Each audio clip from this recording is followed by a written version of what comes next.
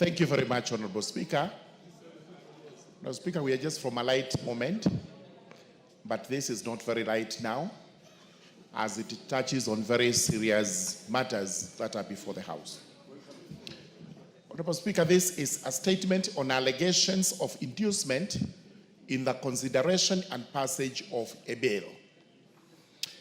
Honorable Speaker, this statement is made on behalf of the Departmental Committee on Justice and Legal Affairs and its members with regard to statements made during the joint Kenya Kwanza ODM Parliamentary Group meeting held yesterday, 18th August 2025, that was presided over by His Excellency the President, Dr. William Samoei Ruto, and the former Prime Minister, the Right Honorable Raila Amolo Odinga.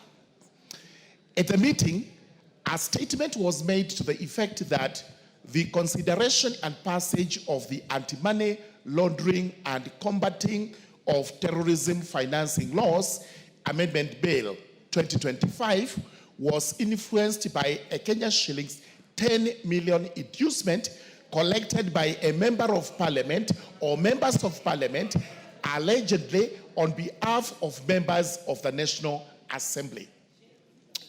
Honorable Speaker, the Anti-Money Laundering and Combating of Terrorism Financing Laws Amendment Bill 2025 was a bill sponsored by the leader of Majority Party.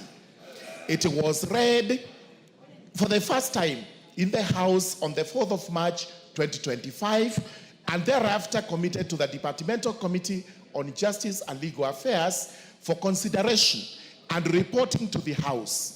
The committee duly conducted public participation, considered the bill, and tabled a report in the House to inform the House's second reading of the bill.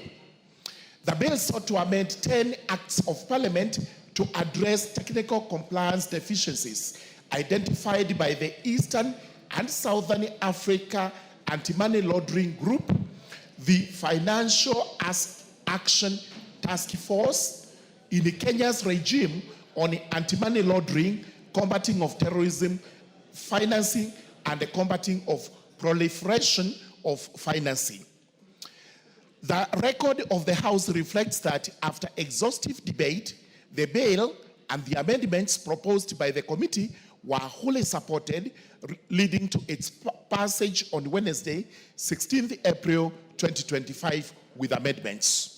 Following its referral by the President with reservations on the term of the Office of the Director General of the Financial Reporting Center, the bill was passed by the National Assembly on Tuesday, 3rd June 2025, with amendments fully accommodating the President's reservations.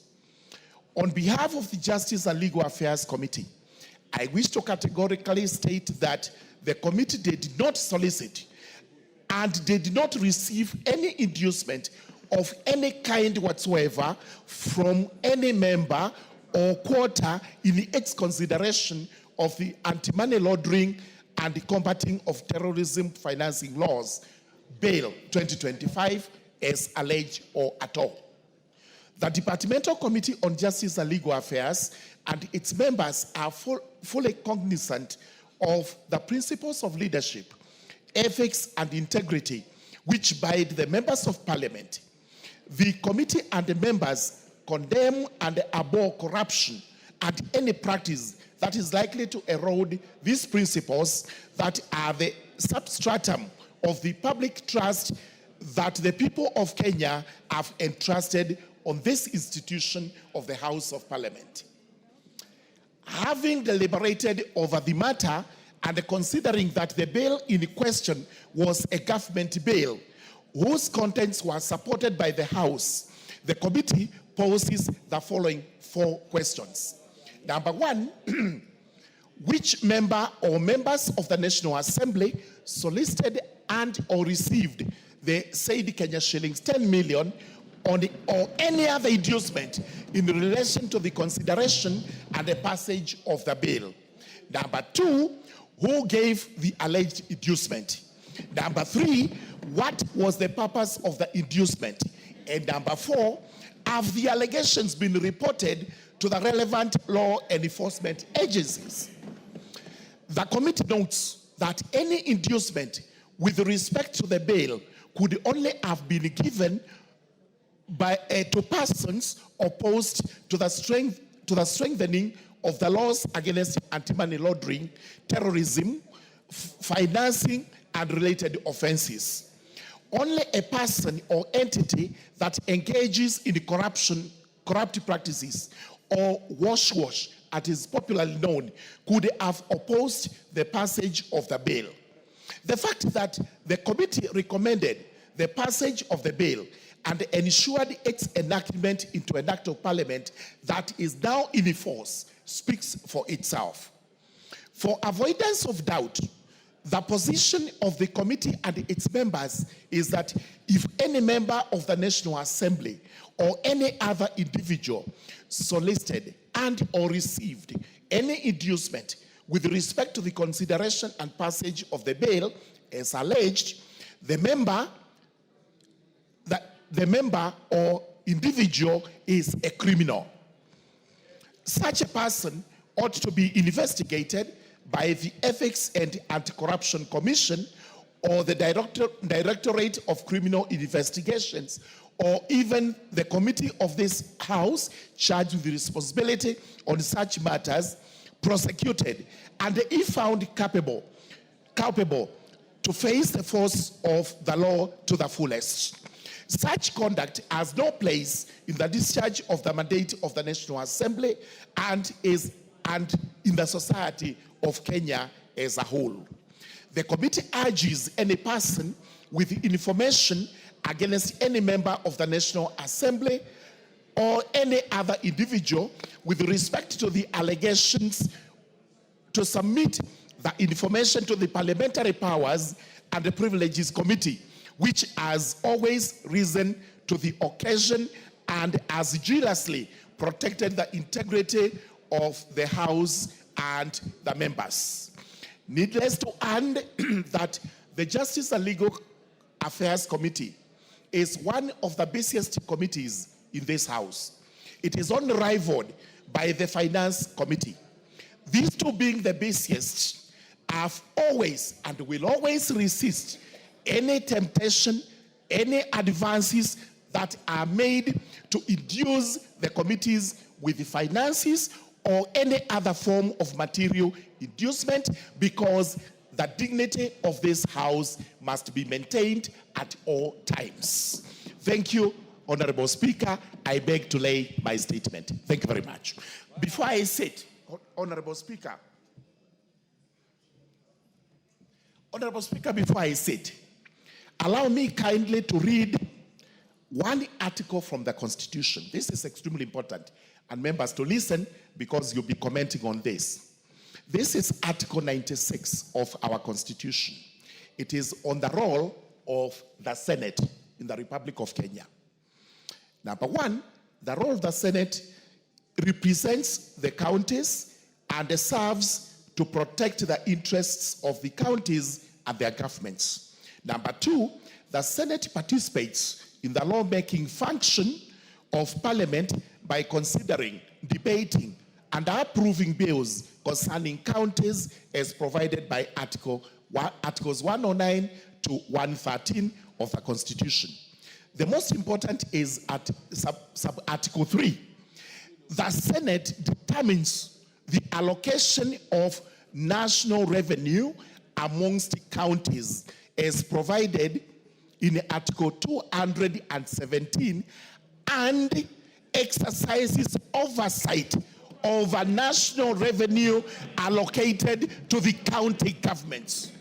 So, emphasis is on sub-Article 3 on oversight. Thank you very much, Honorable Speaker. I beg to lay. Thank you, Honorable Member Morugara. I promise to give Honorable Wandeto.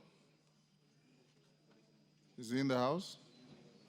Honorable Wandeto, on the basis that he had a motion of adjournment, which was to talk us to the statement by Honorable Morugara, And I discussed with him and told him I'll give him the first shot. Members, you must also remember the provisions of Standing Order 87 on matters of contents of speech, so take into account that. Wandeto? Thank you very much, Mr. Speaker. As you have correctly said, I had brought before you a motion of adjournment to debate this otherwise very, As very Wandeto serious. takes the floor, how much time can I give everybody? 5 is... I have 1.5 hours for this. Can we do 3 minutes? With your leaders taking 5. Okay. Thank you, Mr. Speaker. Like you have said, I had brought a petition to you. Mr. Speaker, you need to protect me. Yes, give Wandeto an opportunity. Wandeto, you have 3 minutes to compose your... Yes, thank you. So, Mr. Speaker, I would like to start by saying that this House, the House of Parliament, is a temple of democracy in this country.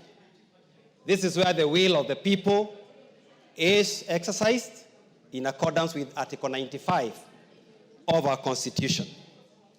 And so whenever there are allegations of the nature that has been made in the last 2 weeks, Mr. Speaker, it is a matter of grave national concern, and that is why you have done the right thing to stop all other business of the House to ensure that members are able to ventilate into the otherwise very serious allegations that have been brought against this House.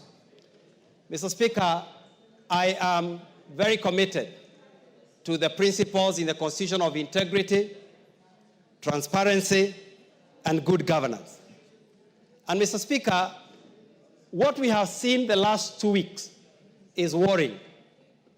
It started, I think, 2 weeks ago with an allegation by a senior member of the executive that there is indeed allegations of bribery within Parliament. I was at the devolution conference last week in Homa Bay, and none other than His Excellency repeated the same. The following day, the Prime Minister repeated the same, that there is a lot of bribery and corruption going on in this House. Mr. Speaker, to take you back to the events of 2024, these members of Parliament were nearly killed in this House as they defended democracy and the rule of law. Mr. Speaker, after that, there were some allegations that money had changed hands. I think there was a figure of 2 million that time. And members, some of them even lost their property. Their houses were burnt. Others lost livestock and other things. So, Mr. Speaker, an allegation of bribery against a member, especially the figures that are being touted, even makes it, we feel endangered as you walk the streets.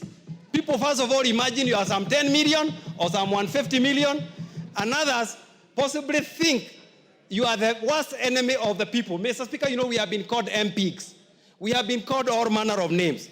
So as I conclude, Mr. Speaker, I want to urge you, as the leader of this House, to do whatever it can, Mr. Speaker, to defend the integrity of this House.